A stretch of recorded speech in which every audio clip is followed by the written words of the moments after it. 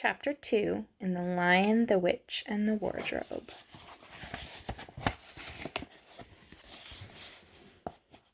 What Lucy found there.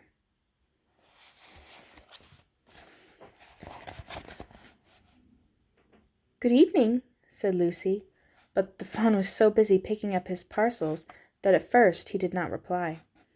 When he had finished, he made her a little bow. Good evening," said the fawn. "Excuse me, I don't want to be inquisitive, but should I be right in thinking that you are a daughter of Eve?" "My name's Lucy," said she, not quite understanding him. "But are you, forgive me, are you what they call a girl?" asked the fawn. "Of course I'm a girl," said Lucy. "You are, in fact, human?"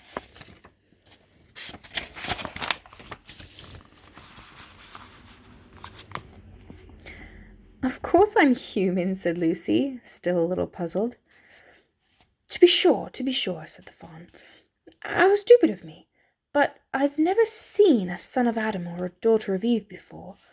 I am delighted, that is to say," and then he stopped as if he had been going to say something he had not intended, but had remembered in time. Delighted, he went on. "Allow me to introduce myself. My name is Tumnus." "I'm very pleased to meet you, Mr. Tumnus," said Lucy. "And now I ask, O Lucy, daughter of Eve," said Mr. Tumnus, "how you've come into Narnia." "Narnia? What's that?" "This is the land of Narnia," said the fawn, "where we are now, and all that lies between the lamp-post and the great castle of Cair Paravel on the eastern sea. And you have come from the wild woods of the west?" I got in through the wardrobe in the spare room," said Lucy. "Ah," said Mr. Tumnus in a rather melancholy voice, "if only I had worked harder at geography when I was a little fawn, I should no doubt known all about those strange countries. It is too late now." "But they aren't countries at all," said Lucy, almost laughing. "It's only just back there. At least, I'm not sure. It is summer there." "Meanwhile," said Mr. Tumnus, "it is winter in Narnia, and has been for ever so long, and we shall both catch cold if we stand here talking in the snow. Daughter of Eve, from the far land of Spare where eternal summer reigns around the bright city of Wardrobe, how would it be if you came and had tea with me?" "Thank you very much, Mr. Tumnus," said Lucy, "but I was wondering whether I ought to be getting back."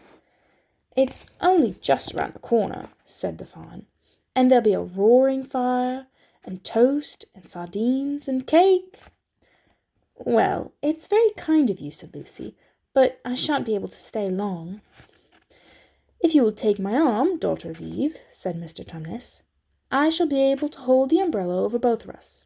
That's the way. Now, off we go."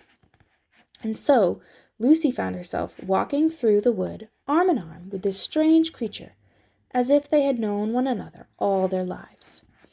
They had not gone far before they came to a place where the ground became rough, and there were rocks all about, and the hill, and up, all about, and little hills up and little hills down. At the bottom of one small valley, Mr. Tumnus turned suddenly aside as if he were going to walk straight into an unusually large rock. But at the last moment, Lucy found he was leading her into the entrance of a cave. As soon as they were inside, she found herself blinking in the light of a wood fire. Then Mr. Tumnus stooped and took a flaming piece of wood out of the fire with a neat little pair of tongs and lit a lamp.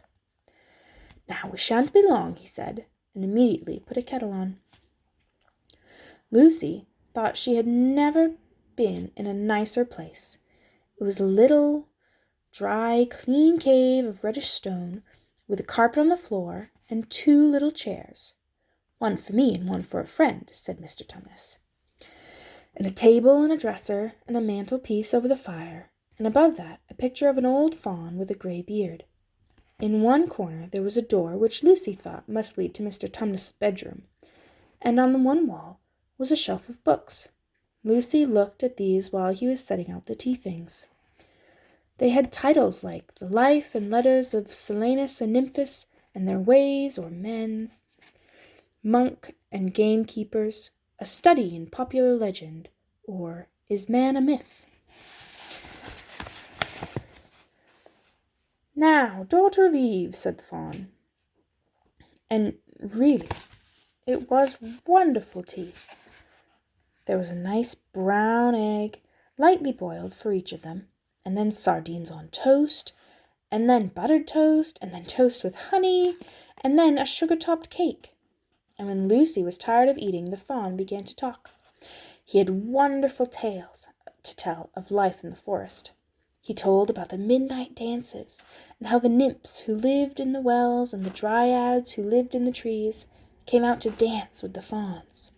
About long hunting parties after the milk-white stag, who could give you a wish if you caught him. About feasting and treasure-seeking with the wild red dwarfs in deep mines and caverns far beneath the forest floor.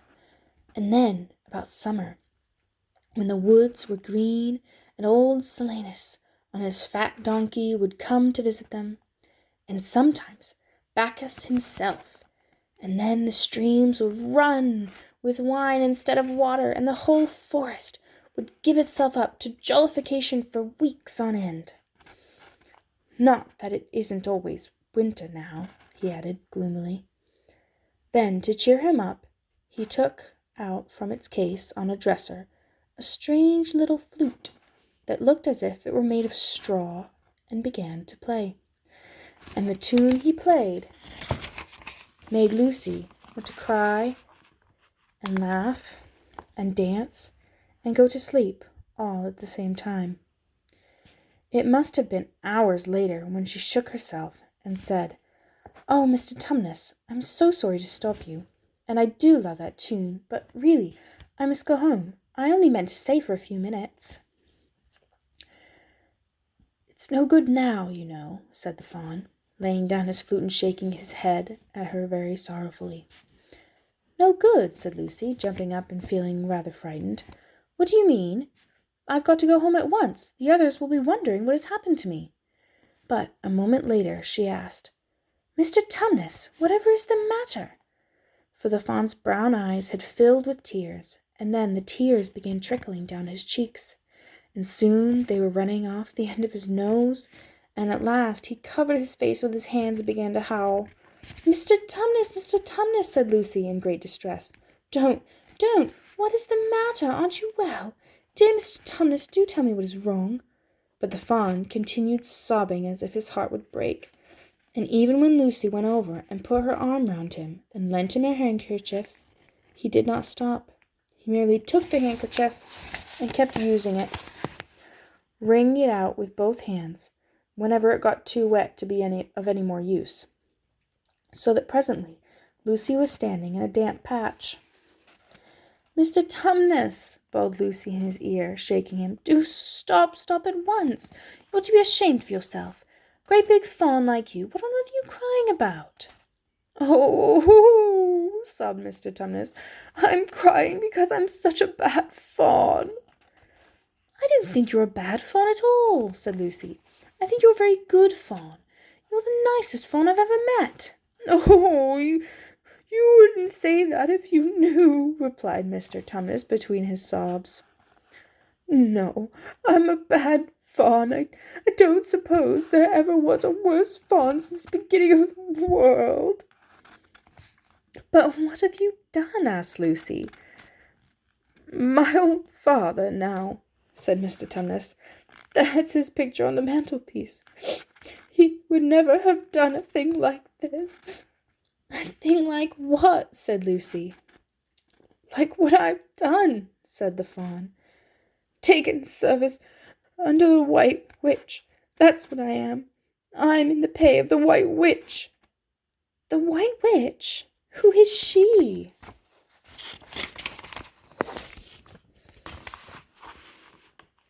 "Why, It is she that has got all Narnia under her thumb. It's she that makes it always winter and never Christmas. Think of that!" "How awful!" said Lucy. "But what does she pay you for?" "That's the worst of it," said Mr. Tumnus, with a deep groan. "I'm a kidnapper for her, that's what I am. Look at me, daughter of Eve.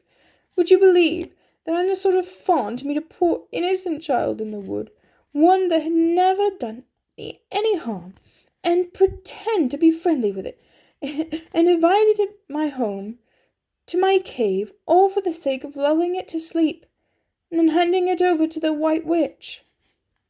"No," said Lucy. "I'm sure you wouldn't do anything of the sort." "But I have," said the fawn.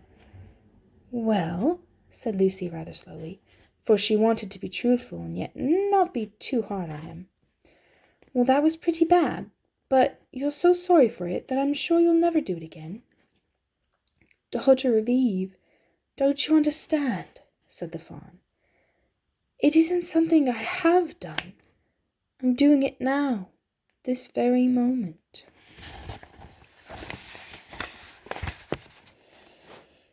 "You are the child," said Mr. Tumnus. "I had orders from the White Witch that if ever I saw a son of Adam or a daughter of Eve in the woods, I was to catch them and hand them over to her. And you are the first I ever met. And I've pretended to be your friend and asked you to tea, and all the time I've been meaning to wait till you were asleep, and then go and tell her." "Oh, but you won't, Mr. Tumnus," said Lucy. "You won't, will you? Indeed, you really mustn't."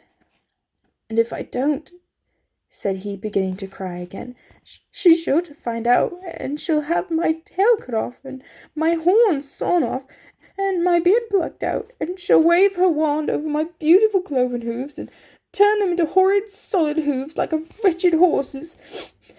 And if she's extra and specially angry, she'll turn me into stone, and I shall be only a statue of a fawn in a horrible house until the 4 thrones of Count Paravel are filled. And goodness knows when that will happen, or whether it will ever happen at all." "I'm very sorry, Mr. Tumnus," said Lucy, "but please let me go home." "Of course I will," said the fawn. "Of course. I've got to. I see that now. I hadn't known what humans were like. I hadn't known what humans were like before I met you. Of course, I can't give you up to the witch, not now that I know you. But we must be off at once. I'll see you back to the lamp-post. I suppose you can find your own way from there, back to Spare Room and Wardrobe?" "I'm sure I can," said Lucy. "We must go as quietly as we can," said Mr. Tumnus. "The whole wood is full of her spies. Even some of the trees are on her side." They both got up and left the tea things on the table, and Mr. Tumnus once more put up his umbrella and gave Lucy his arm, and they went out into the snow. The journey back was not at all like the journey to the fawn's cave. They stole along as quickly as they could, without speaking a word, and Mr. Tumnus kept to the darkest places. Lucy was relieved when they reached the lamp-post again. "Do you know your way from here, daughter of Eve?" said Mr. Tumnus. Lucy looked very hard between the trees, and could just see in the distance a patch of light that looked like daylight. "Yes," she said, "I can see the wardrobe door." "Then be off as quick as you can. Be off home as quick as you can," said the fawn. "And can you ever forgive me for what I meant to do?" "Why, of course I can," said Lucy, shaking him by the hand. "And I do hope you won't get into dreadful trouble on my account." "Farewell, daughter of Eve," said he. "Perhaps I may keep the handkerchief?" "Rather," said Lucy, and then ran towards the far-off patch of daylight as quickly as her legs would carry her. And presently, instead of rough branches brushing past her, she felt coats, and instead of crunching snow under her feet, she felt wooden boards. And all at once she found herself jumping out of the wardrobe into the same empty room from which the whole adventure had started. She shut the wardrobe door tightly behind her and looked around, panting for breath. It was still raining, and she could hear the voices of the others in the passage. "I'm here," she shouted. "I'm here. I've come back. I'm all right."